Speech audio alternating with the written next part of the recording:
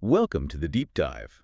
Today, we're doing something a bit different. We're not just opening a book. We're sort of stepping through a portal, really, into a world where death, well, it wasn't seen as an end, more like a meticulously planned, almost cosmic beginning. That's a great way to put it. You have this entire civilization, ancient Egypt, profoundly intertwined with what they believed lay beyond life. Right, to the point they actually engineered, you could say, a spiritual roadmap, a guidebook for eternity itself. Exactly. And it wasn't simply about coping with loss, though that was part of it, naturally. It was fundamentally about mastering the transition, ensuring a glorious rebirth, a continuation. And the key tool for that mastery was this collection of texts we often, maybe a bit inaccurately, call the Book of the Dead. Yes, that colloquial name is common, but it doesn't quite capture the essence. Its actual ancient Egyptian name, RWNWNW, Epiparti MHRW, and forgive my pronunciation, maybe something like Ru Parrot Mhuru. It translates beautifully. To what exactly? The Book of Coming Forth by Day. Wow, coming forth by day. That's powerful. It really is. And that name, as you hinted, it's a huge clue, a profound insight into its core purpose. To empower the deceased, give them the tools, the magic, the knowledge to triumphantly emerge from the darkness, the underworld, and re-enter the vibrant light of everlasting existence. Yeah, that phrase, coming forth by day, it just sticks with you. So our mission today, our deep dive, is to give you, our listeners, a really comprehensive understanding, a shortcut, if you will, into one of humanity's most intricate, most detailed, and frankly, utterly fascinating visions of the afterlife. We'll unpack its purpose, why it existed, its unique structure, because it's not like a modern book at all, and the incredible beliefs it reveals. Beliefs about what exactly? About the soul, for one thing. The concept of a multi-part soul is just fascinating. Then there's divine judgment, that whole process, and of course their relentless pursuit of eternal life. And these texts, they weren't just vital for the ancient Egyptians back then. You feel like they'll speak to us. Oh, absolutely. As we'll discover, they tell us so much about, the universal human condition, our anxieties about death, our hopes for what comes next. These themes resonate even thousands of years later. Okay, so what can you expect from this deep dive? Well, by the end, you should have a really clear picture of this monumental work. We'll journey through their concept of that complex soul. We'll navigate the perils of the duat, their underworld. Oops, sounds pretty scary. It certainly could be. And you'll witness that iconic, absolutely pivotal scene, the weighing of the heart. That's probably the image most people associate with Egyptian afterlife beliefs. Right. And ultimately, we'll get a sense of the huge impact these scrolls had, culturally, religiously. Culturally, religiously, even economically, actually. We'll appreciate how these ancient scrolls shaped their world and, in many ways, continue to shape our understanding of one of history's most enduring civilizations. Okay, let's do it. Let's unpack this grand spiritual blueprint. So, starting at the beginning, what is the Book of the Dead? Because, as you said, it's not a book like we think of one today. Exactly. Let's nail down that core identity again. The real name, REWNWPRTMHRW, the Book of Coming Forth by Day.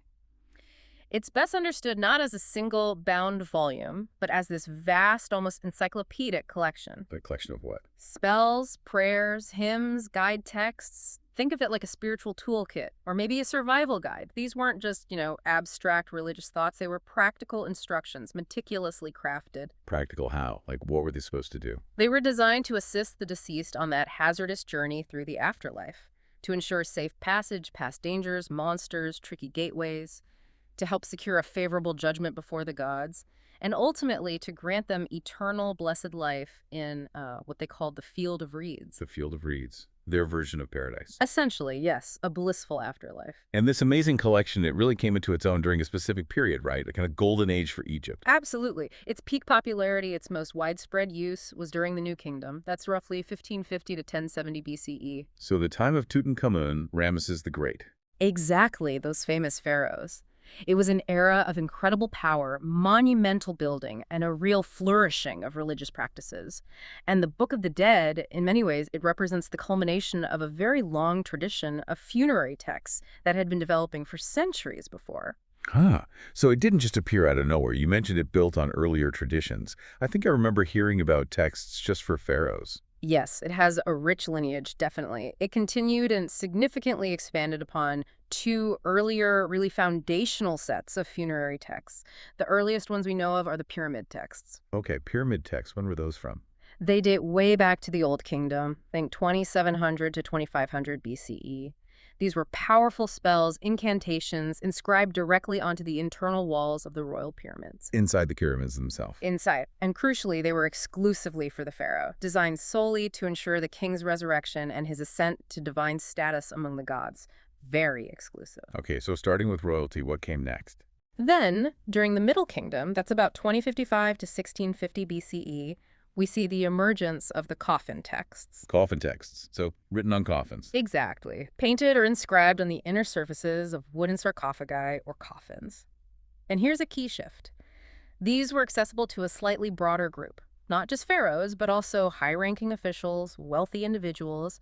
It suggests a slow democratization of these afterlife beliefs.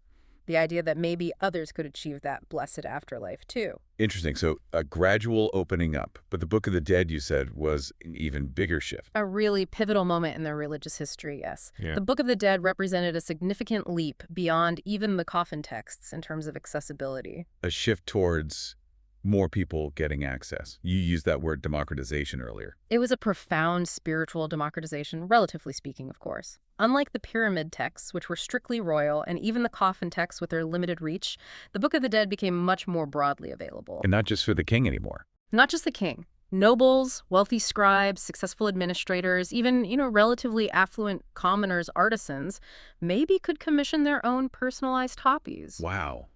That's huge. What does that tell us? It tells us it wasn't just about where the texts were found, like on papyrus instead of just pyramid walls. It signaled a fundamental shift in Egyptian society and religion. It implies that the opportunity for eternal life, or at least access to the magical tools believed necessary to achieve it, was now accessible to a much wider slice of the population. So it wasn't just the pharaoh's divine right anymore. Exactly. It transformed the spiritual landscape. It suggests this evolving understanding that perhaps individual merit, or at least sufficient wealth to commission the texts, could grant you access to these powerful afterlife tools. That really does change things. So, okay, it wasn't a standard edition everyone got. If it was more democratic, how did that actually work? Like the physical object, the content, how did you get one made? Great question. And this is where the personalized aspect really comes through. This collection wasn't standardized like a modern printed book at all. Every copy wasn't identical. Instead, think of it as a kind of catalog of options. There were approximately 200 individual spells or chapters or utterances, as the Egyptians called them. 200 options. Roughly, yes.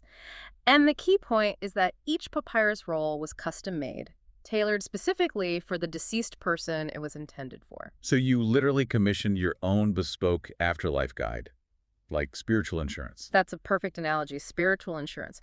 A wealthy person or their family might commission a really long, incredibly detailed, absolutely beautifully illustrated version.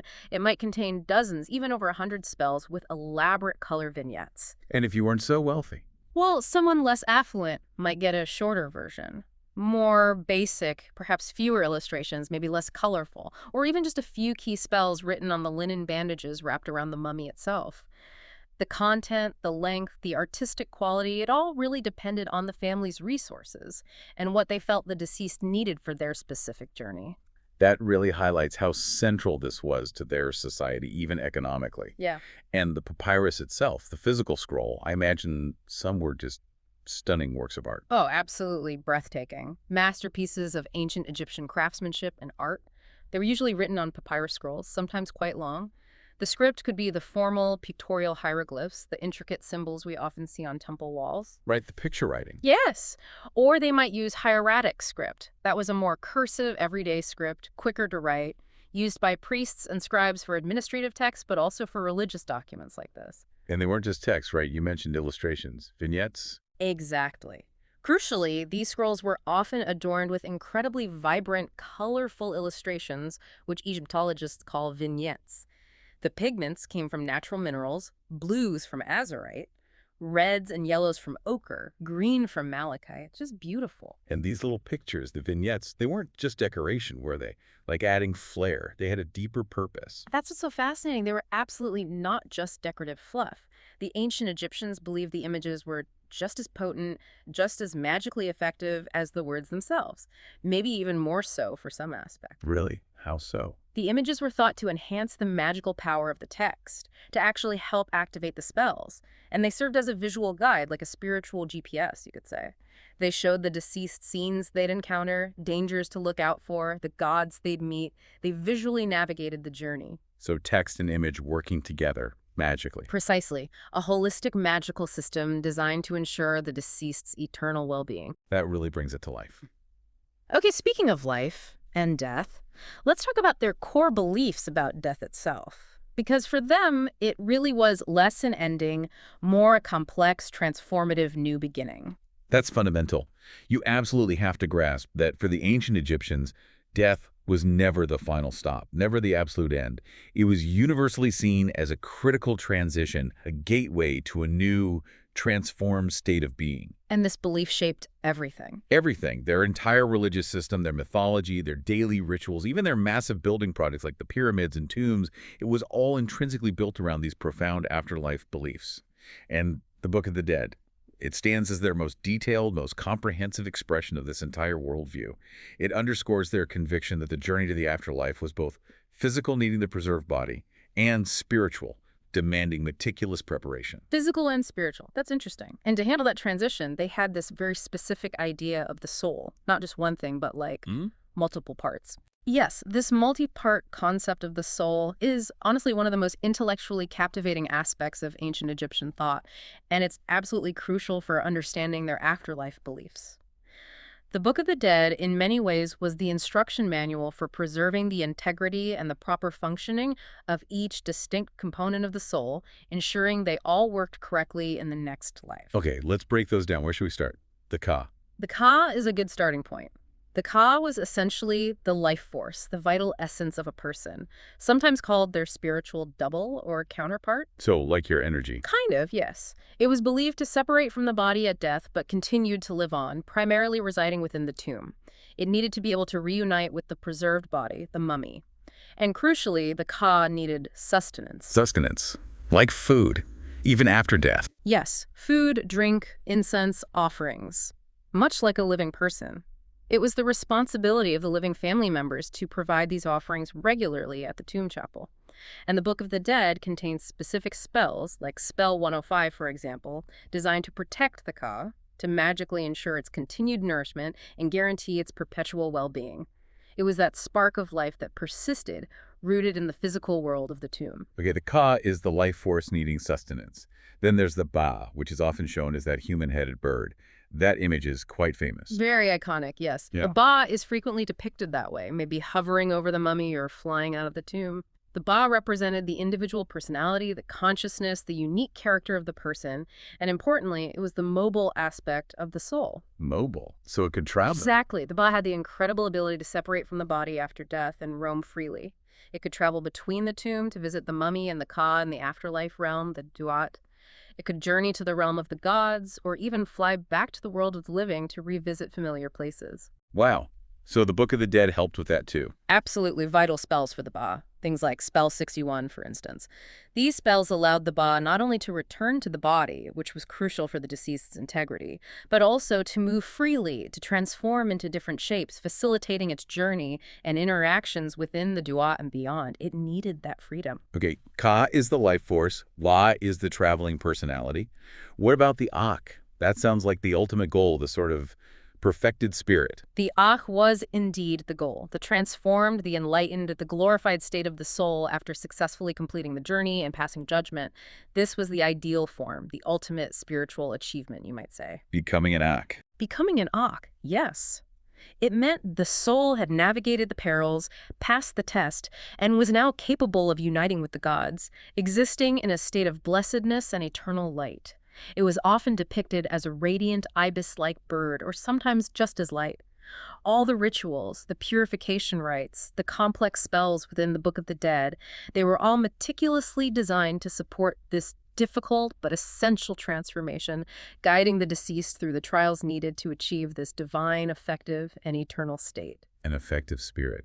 I like that. And there were others too, right? The wren and the shoot. They seem to think of everything. They really did have a holistic view. The wren was simply the person's name. But for the Egyptians, your name was far more than just a label. More than just Bob or Jane. Much more. It was considered an integral part of your very being, fundamentally vital for your continued existence, especially in the afterlife. To have your name forgotten, or worse, deliberately erased from monuments, that was considered a terrifying fate, a form of complete spiritual annihilation, a second death. So the Book of the Dead protected your name. Yes, specific spells were included precisely to protect the wren, to ensure the deceased's name would be remembered, spoken aloud, invoked perpetually, thus guaranteeing their presence and recognition for eternity. And the shoot, the shadow, that's intriguing. Correct. The shoot, or the shadow, was seen as another subtle but significant part of the individual, like a reflection of your physical presence and essence containing part of your identity. Even your shadow needed protecting. Even the shadow, yes.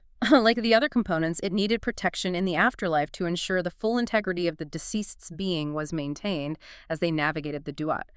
So you have the ka, ba, ak, ren, shut, each playing a distinct but interconnected role.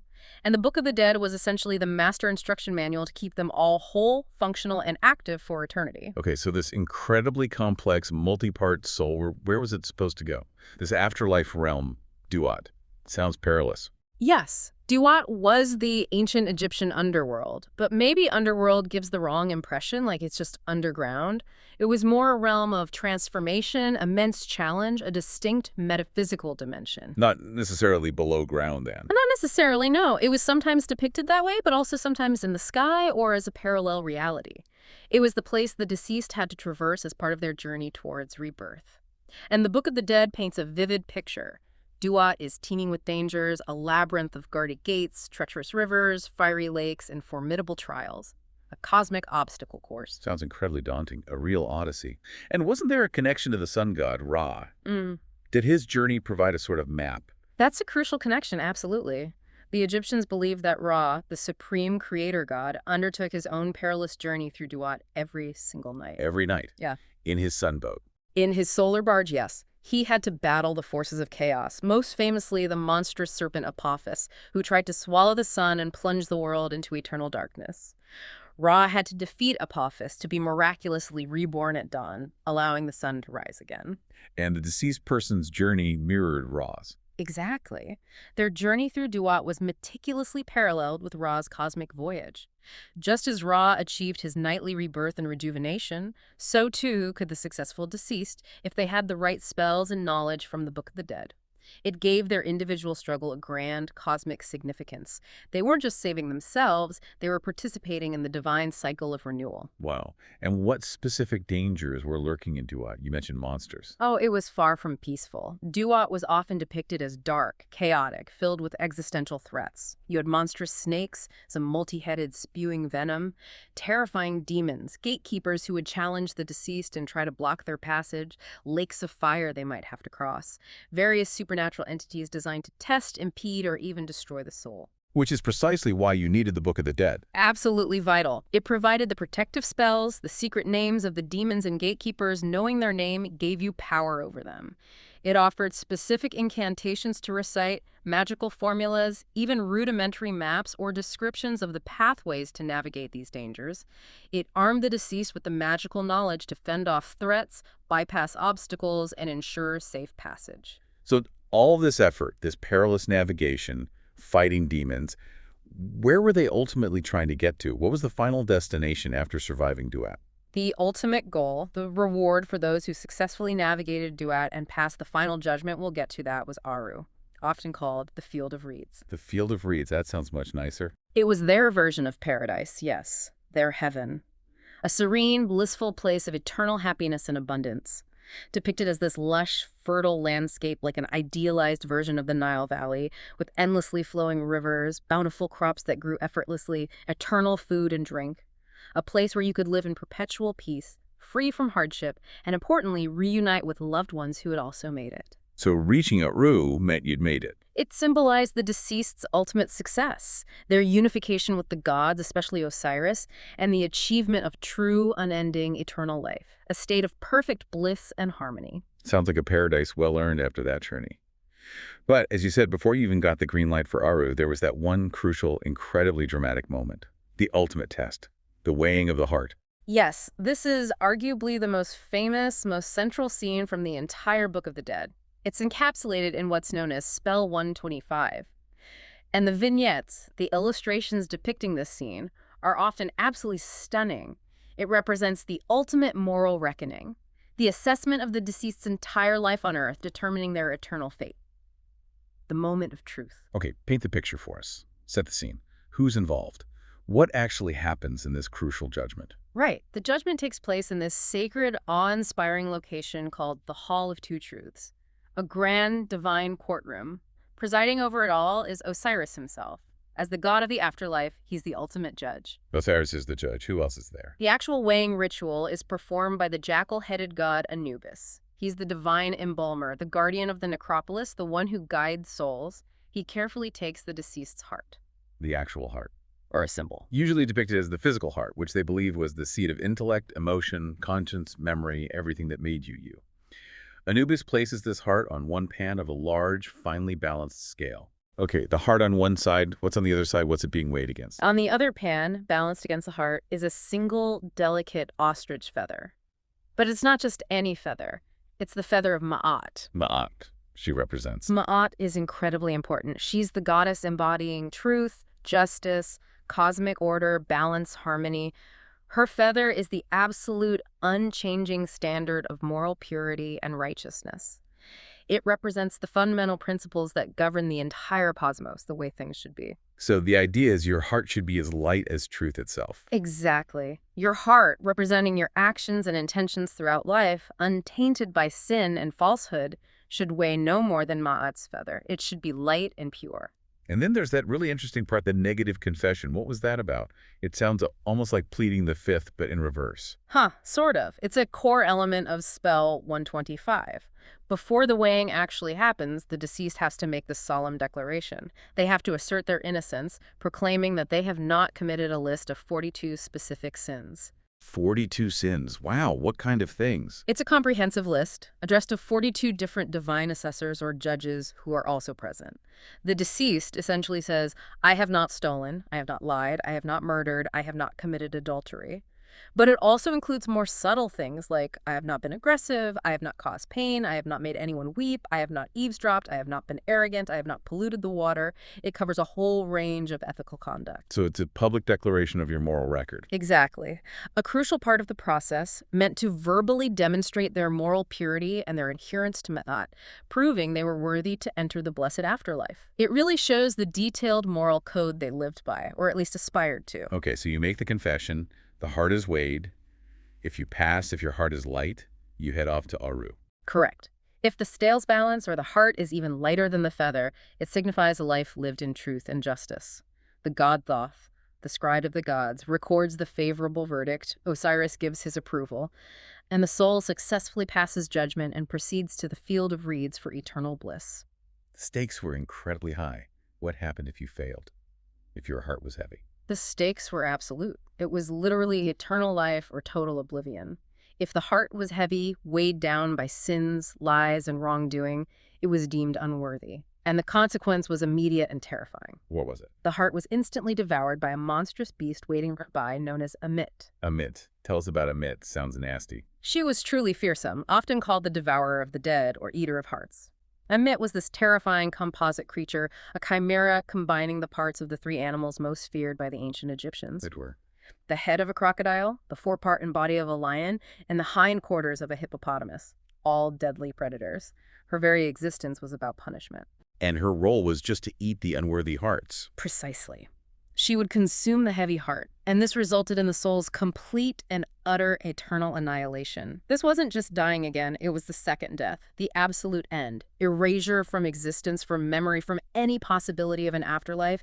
It was the ultimate punishment, far worse than physical death, total non-existence. Wow. That is a powerful, visceral incentive to live a good life, isn't it? It directly links this afterlife ritual to everyday morality. It absolutely does. The weighing of the heart powerfully underscores the ancient Egyptian emphasis on ethical conduct, on living according to Ma'at. It wasn't just about knowing the right spells or having a fancy burial. It was profoundly about how you lived your life. Your actions, your choices, your character, they had direct, irreversible consequences for your eternal fate. So it provided a strong moral framework for their society. Definitely. A powerful system reinforcing personal responsibility, truthfulness, justice, and societal harmony. It constantly reminded people that accountability extended far beyond the grave. Okay, so beyond that ultimate judgment, the Book of the Dead itself wasn't just philosophy. It was packed with practical stuff, rituals, preparations to make sure the journey went smoothly, right from the moment of death onwards. Exactly. It was intensely practical, a comprehensive guide filled with rituals and spells designed specifically to facilitate the deceased's journey. These weren't just things to read, they were instructions to be followed, words to be recited. They were applied right at the moment of death, integrated throughout the whole elaborate tomb preparation process, and chanted during the complex funerary rites. A complete system of preparation. And the most famous preparation, obviously, is mummification. That must have been absolutely fundamental for them. Fundamental doesn't even cover it. It was the cornerstone of their physical preparation for the afterlife. They had this deep, unwavering belief that the physical body was essential. It would be used in the afterlife, serving as the anchor, the vessel for the Ka and Ba to return to, allowing the deceased to interact with the spiritual world. So preserving the body was non-negotiable. Absolutely essential. Mummification wasn't just about preservation. It was about transforming the body into a sacred, enduring form, an eternal vessel. And the long, intricate process itself was deeply interwoven with spells and prayers taken directly from the Book of the Dead, recited at specific stages to magically empower the process and ensure the body was ready for eternity. Can you walk us through that process a bit? It sounds incredibly complex, almost like a sacred operation. It was incredibly complex, highly specialized, and took a long time, typically around 70 days. First, through an incision in the side, most of the internal organs were carefully removed because they decay quickly. What happened to the organs? They weren't just discarded, they were meticulously preserved separately. Washed, treated with natron salt, anointed with oils, and then wrapped in linen and placed into special containers we call canopic jars. Canopic jars, those are the ones with the lids shaped like heads. Often, yes. Usually 4 jars, each protected by one of the 4 sons of Horus, specific deities. Imset, who had a human head, guarded the liver. Hapi, with a baboon head, protected the lungs. Durmutef, jackal-headed, guarded the stomach. And Kabesanu, falcon-headed, looked after the intestines. And the heart. You said that was important for the judgment. Critically important. The heart was almost always left inside the body or sometimes removed, treated, wrapped, and put back. It had to be there for the weighing ceremony. The brain, interestingly, was usually removed through the nose using hooks and discarded, as they didn't seem to consider it as important as the heart. Okay, so organs out, heart in place. What's next? The body cavity would be cleaned out, often with palm wine, and then the crucial drying phase began. The body was packed and covered completely with natron salt. It's a natural mixture of sodium carbonate and sodium bicarbonate found in Egypt, a powerful desiccant. So it just dried the body out. Completely dehydrated it over about 40 days. This prevented decomposition. Once totally dry, the natron was removed, the body was cleaned again, anointed with fragrant oils and resins, and the empty cavities might be packed with linen or sawdust to restore shape. And then the wrapping. That seems iconic too. Yes, the wrapping was a meticulous ritualistic process. Layer upon layer of fine linen bandages were applied, sometimes hundreds of yards worth. Priests would recite spells from the Book of the Dead throughout the wrapping. Magical amulets, scarabs, jade pillars, ink signs were often placed between the layers over specific parts of the body for protection. Each step was a ritual act, infusing the mummy with protective magic. 70 days, it's a long process. And then there was the opening of the mouth ceremony. What was that about? Sounds very literal. It was symbolic but incredibly vital. This ceremony was performed usually just before the mummy was placed in the coffin and sealed in the tomb. Its purpose was to magically restore the deceased's senses for the afterlife. Restore their senses, like bring them back to life. Symbolically reanimate them, yes. Give them back the ability to breathe, speak, eat, drink, see, and hear in the next world. During the ceremony, priests would use special ritual tools like an adze-shaped instrument to touch the mouth, eyes, nose, and ears of the mummy, or sometimes a statue representing the deceased.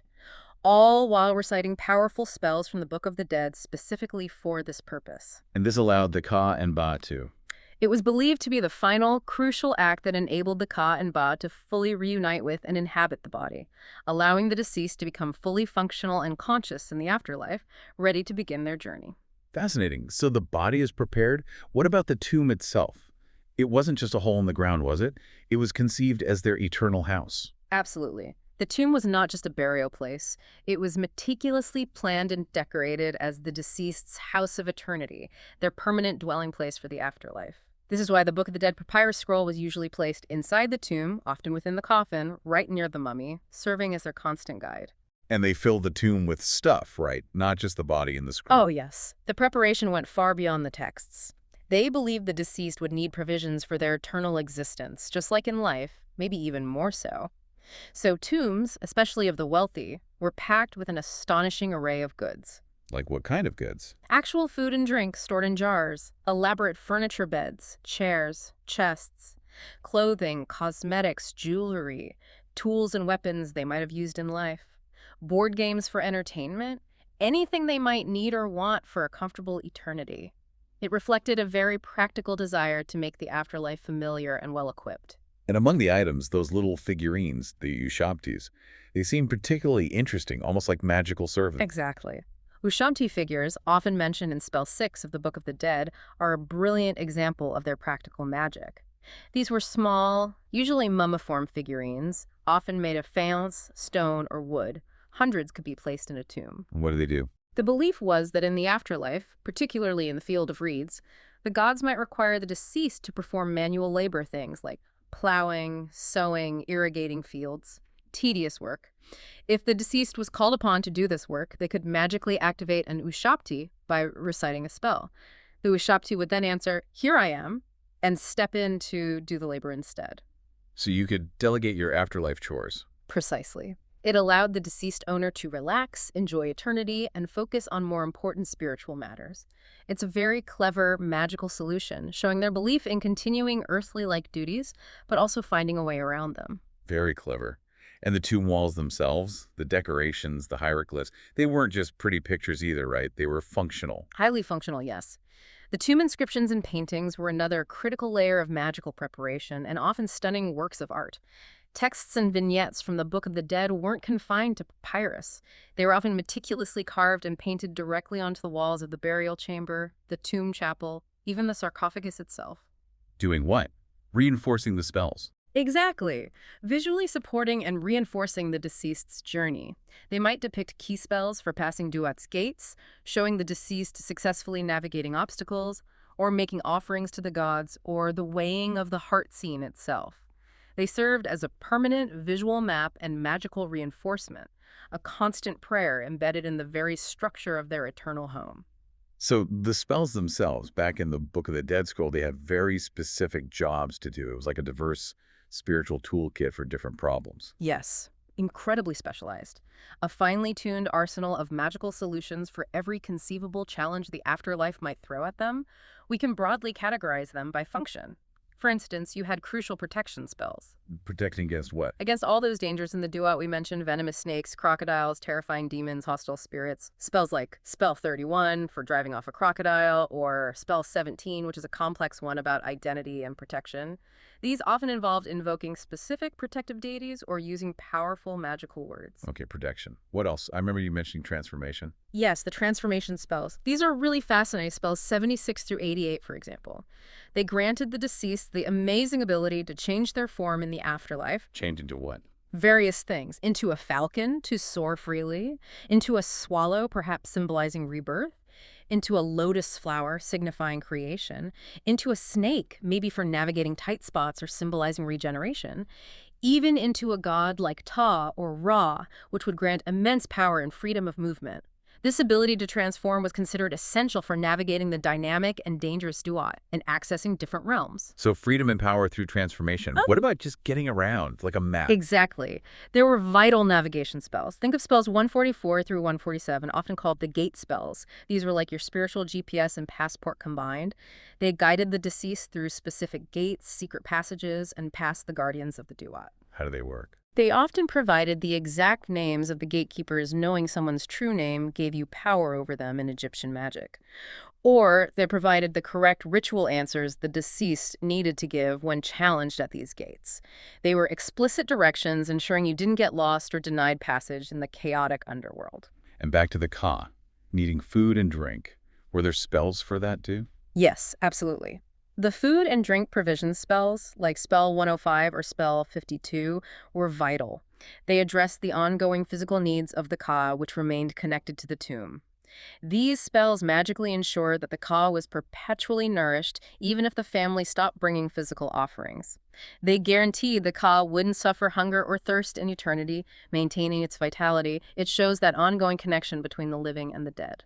And that connection, this ongoing care, leads to what you mentioned earlier, the cult of the dead. The family's responsibility didn't end at the funeral. Not at all. That's a crucial point tying the whole system together. The ancient Egyptians maintained this deeply ingrained practice of tending to the dead long after burial, regularly visiting the tomb chapel, leaving fresh offerings of food, beer, incense, flowers, saying prayers, often for generations. And this wasn't just sentimentality. It was far more than that. It was a profound spiritual obligation, believed absolutely vital to keep the deceased's memory and therefore their existence alive and well in the afterlife. The Book of the Dead itself sometimes included texts encouraging or guiding families in maintaining this cult. It reinforced the critical importance of keeping the deceased's name, their Ren, alive. As long as their name was spoken, remembered, inscribed, they continued to exist meaningfully. Their immortality depended, in part, on the living. It sounds like such a deeply interwoven system, religious, social, familial. Okay, let's zoom out a bit now. Talk about the bigger cultural and religious picture. You mentioned the Book of the Dead is deeply rooted in their core mythology, especially the Osiris myth. Fundamentally rooted, yes. You really can't understand the Book of the Dead without understanding the Osiris myth. This dramatic story, a tale of kingship, jealousy, murder, dismemberment, magic, grief, loyalty, and ultimately resurrection and divine justice, provided the absolute foundational narrative for their beliefs about death, rebirth, and judgment. Remind us of the basics of Osiris. He was the one killed by his brother. Exactly. Osiris was the primordial, just king of Egypt who brought civilization. He was tragically murdered by his envious brother Set, who represented chaos and disorder. Set dismembered Osiris's body and scattered the pieces. But Osiris's devoted wife, Isis, who was also his sister and a powerful magician. Isis, she plays a huge role. Immense. She painstakingly searched for and gathered all the pieces of Osiris's body except one. Using her powerful magic and aided by other gods like Anubis and Thoth, she managed to reassemble and magically revive him long enough to conceive their son, Horus. Osiris then became the lord and judge of the underworld, the Duat. This made him the ultimate symbol of life triumphing over death, the archetype for resurrection. And the deceased person, when they died, they kind of became Osiris. In a way, yes. What's truly fascinating is how the deceased is consistently referred to in the Book of the Dead, not just as, say, Ani, but as the Osiris Ani. The Osiris before their name. Yes. This wasn't just a title, it signified a profound identification emerging with Osiris himself. By becoming an Osiris, the deceased identified with his fate and, crucially, inherited his potential for resurrection and eternal life in the afterlife. Osiris's triumph over death provided the blueprint, the guarantee that humans too could overcome mortality and achieve eternity in Aru. It gave everyone hope. And the other key players from the myth, Isis and Horus, they featured in the afterlife tourney too, as helpers. Absolutely. Isis, the great magician, the devoted wife and mother, protector of the dead, and Horus, the son who eventually grew up to avenge his father by defeating Set in a series of epic battles, reclaiming the throne of Egypt and representing rightful succession and order. Both Isis and Horus are frequently invoked in the Book of the Dead as powerful protectors, compassionate guides, and divine allies. They help the deceased navigate the dangers of the Duat just as they had helped Osiris himself. Their presence offered comfort and magical aid. And Osiris's role as the judge, back in the weighing of the heart, that really cements the moral aspect, doesn't it? Indeed. His position as the ultimate judge in the Hall of Two Truths profoundly underscored the ethical dimension of their afterlife beliefs. It wasn't just about magic and ritual, it constantly reinforced the importance of living a just life, according to Molad. Divine judgment awaited everyone, presided over by the resurrected king himself. It sent a powerful message. Ritual effectiveness had to be paired with righteous conduct, a holistic system of accountability. Now, thinking about the society that produced this, the Book of the Dead also seemed to reflect some big sociocultural shifts in Egypt, particularly around who got access to the afterlife. It really does. We touched on this democratization idea earlier, but it's worth stressing its significance. The very fact that the Book of the Dead wasn't just for pharaohs, like the pyramid texts, but was used by a much wider group. Nobles, officials, scribes, wealthy artisans, signals a major societal evolution. An evolution in thinking about salvation. Exactly. It suggests that access to eternal life, or the means to achieve it, was no longer seen as solely the divine right of the king or a tiny elite. It became something potentially attainable by others, provided they had the resources to commission the texts and the proper burial. This must have fostered a greater sense of individual spiritual possibility and aspiration throughout the literate and wealthy segments of society. It subtly changed the power dynamic regarding the afterlife. And the artistry involved. The papyri themselves must be considered high art, showcasing peak Egyptian skill. Oh, unquestionably. The surviving Book of the Dead papyri are among the treasures of ancient Egyptian art and writing.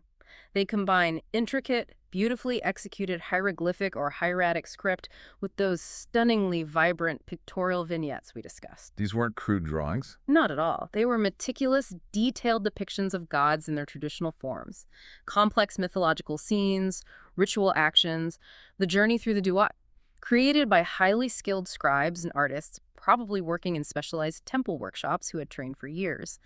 The pigments, the line work, the composition, they represent a real high point of Egyptian artistic achievement.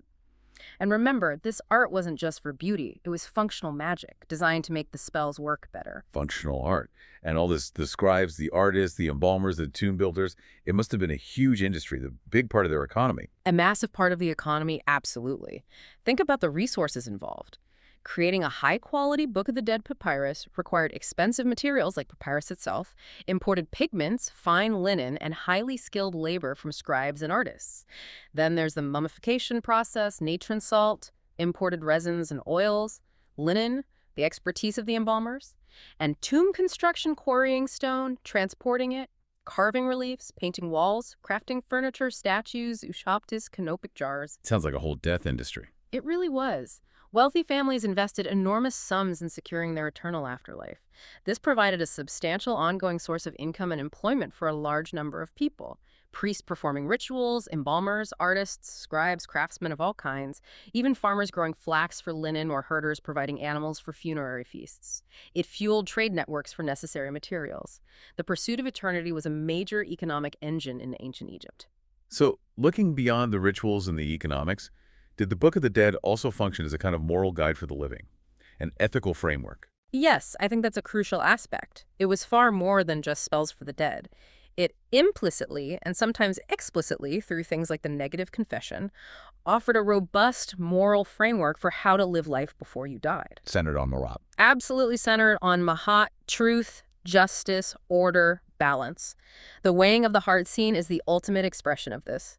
It communicated a core belief.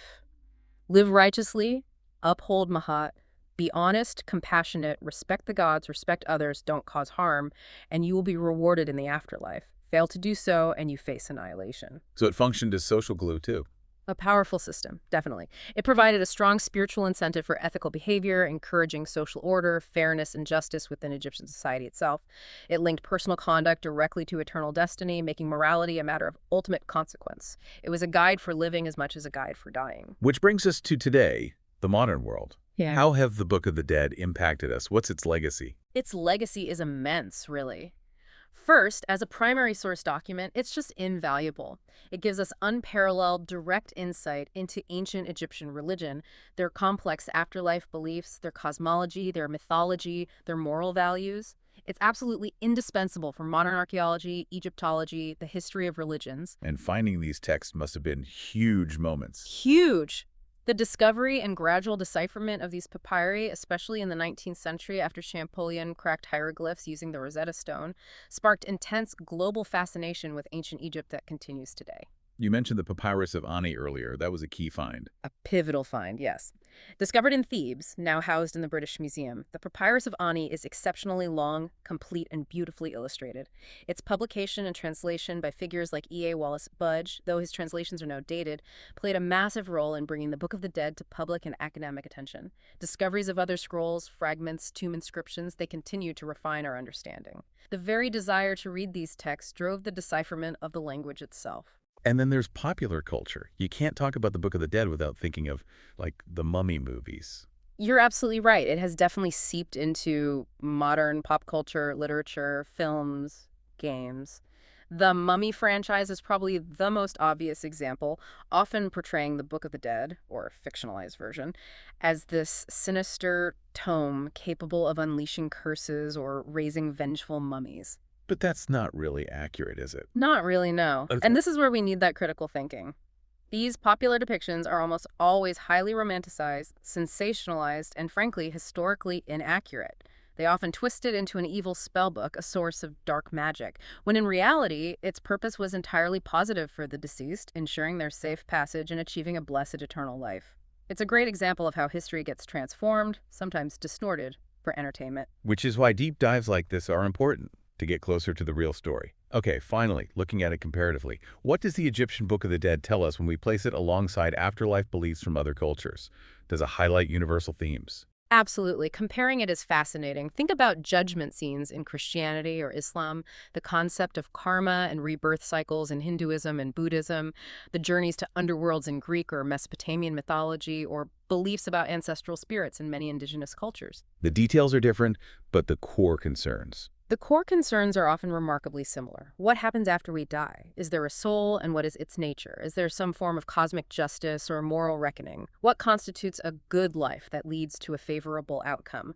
How do we navigate the transition? The Book of the Dead, with its unique answers, the multi-part soul, the perilous journey, the weighing of the heart, the need for magical aid, shows one incredibly detailed, culturally specific response to these universal human questions about mortality, morality, and the hope for continued existence. It reveals just how deeply humans have always grappled with these profound mysteries. So let's try and wrap up our journey through the Book of the Dead for today.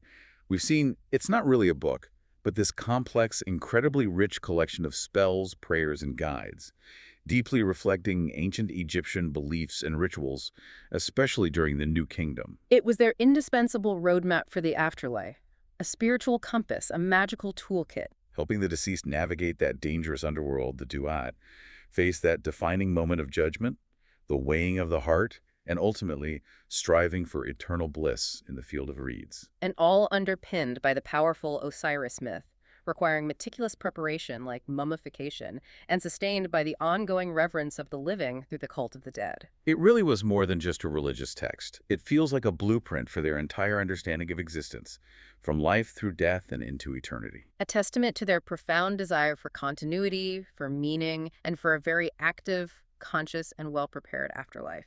And that brings us to our final thought for you, our listeners, to mull over. If much of our modern thinking about the afterlife revolves around ideas of, say, faith alone, or abstract moral codes, or maybe a single, somewhat passive moment of judgment, what does the ancient Egyptian Book of the Dead tell us? With its incredibly detailed, multi-part soul, its treacherous journey that demanded active participation and magical knowledge, and its extensive, almost obsessive ritual preparation. What is that intense focus on doing, on preparing? Tell us about the deep human need, not just to believe in what comes next, but perhaps to feel like we can actively shape it, to strategize, to prepare, maybe ultimately to feel some sense of control, some agency over the greatest unknown of all.